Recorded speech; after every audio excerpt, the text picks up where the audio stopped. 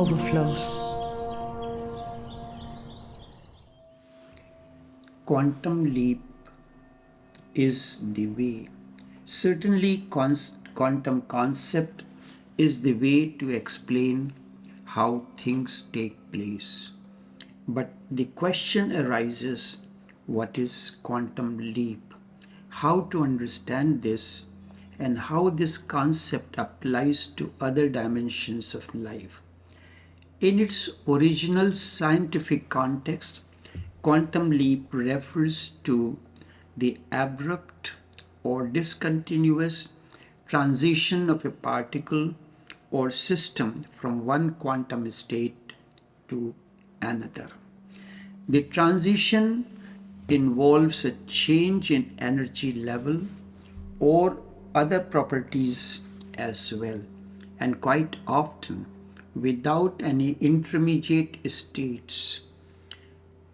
More broadly, quantum leap is used metaphorically to describe a sudden, significant, and dramatic advance or improvement in something, often in a non scientific context. It is used to describe the behavior of particles at the quantum level. Electrons in atoms, for example, can only exist in a specific energy level. During an electron transition between these two levels, it does not move gradually but rather jumps instantaneously from one level to another, emitting or absorbing a photon of light in the process. This is important to understand.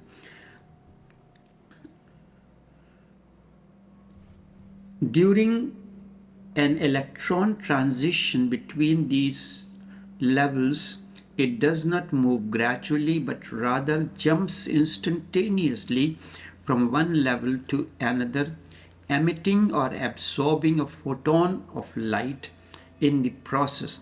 This transition is a fundamental aspect of quantum mechanics, highlighting the non-continuous nature of the quantum world.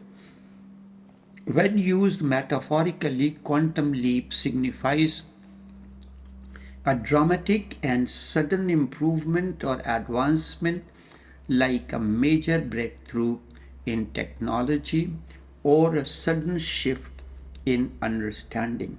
For example, a company might experience a quantum leap in productivity after implementing a new software system, or a scientific field might make a quantum leap in understanding a complex phenomena.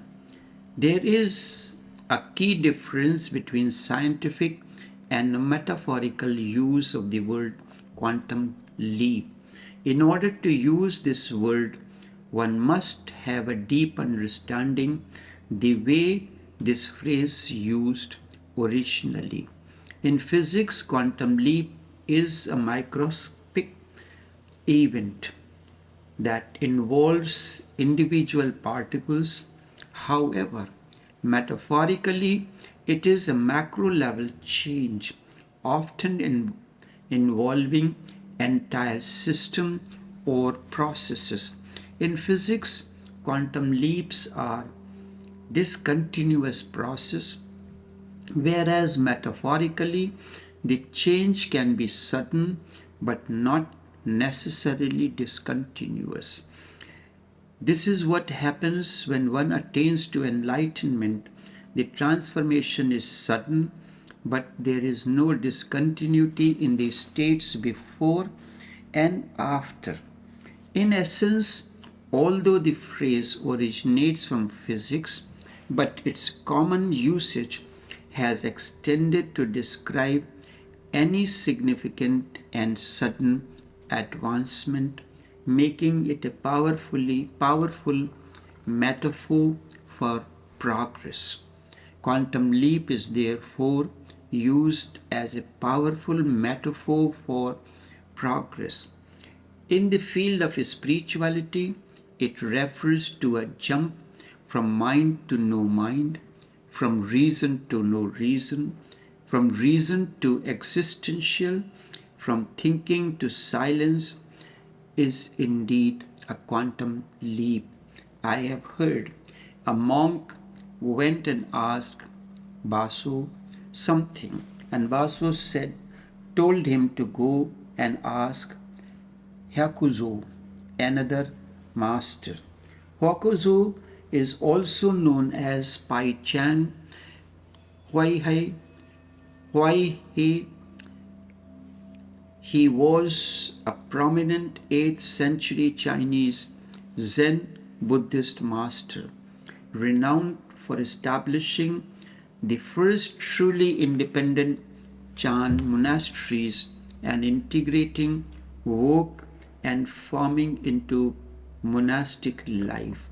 Thus, he prompted self sufficiency.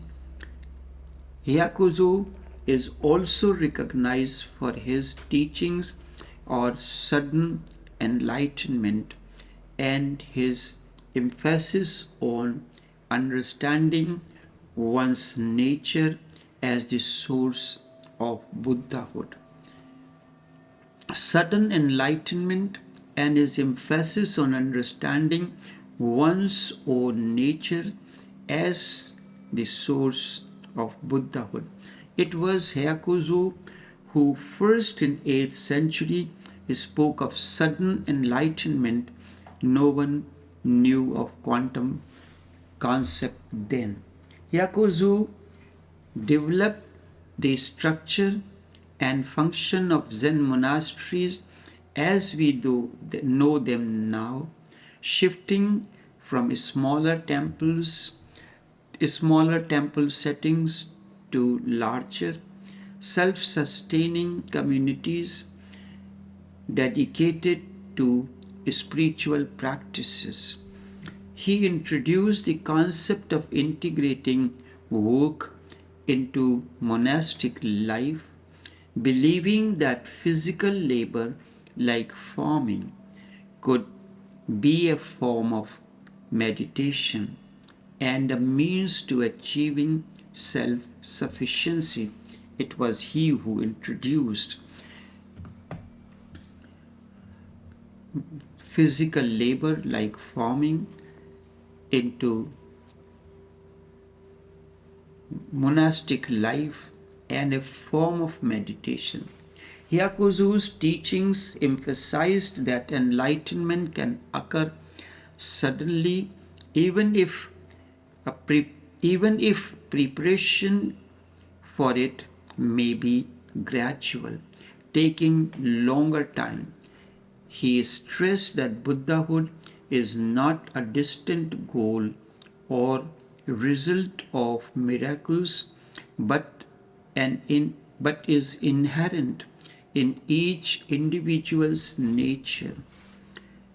I repeat this.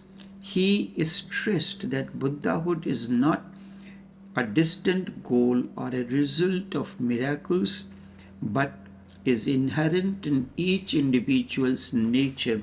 Hyakuzo was direct successor of the Zen master Mazu, and both figures are known for their unique methods of guiding disciples, sometimes involving unconventional and challenging situations.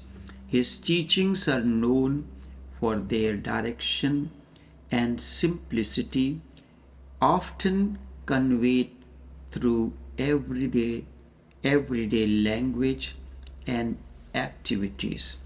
The monk went and asked Baso, and he said, "Go and ask Hyakuzo." When the monk came to the room, he found Hyakuzo laughing. Now, this is too much for a reasonable mind. This is absurd. Now, look, the rains are trying to stop. This is not right. Just before they were at their peak, and now They are becoming silent to participate in your silence. But there is no why. Why rain, oh, that was heavy, has now stopped to participate in your silence. You cannot ask the bamboos, you cannot ask the roses, you cannot ask any living being. Life simply is. Sometimes life weeps, sometimes it laughs, and where it weeps without any reason, weeping is a tremendous cleansing, and where it laughs without reason, the laughing reaches to a deeper point in your being.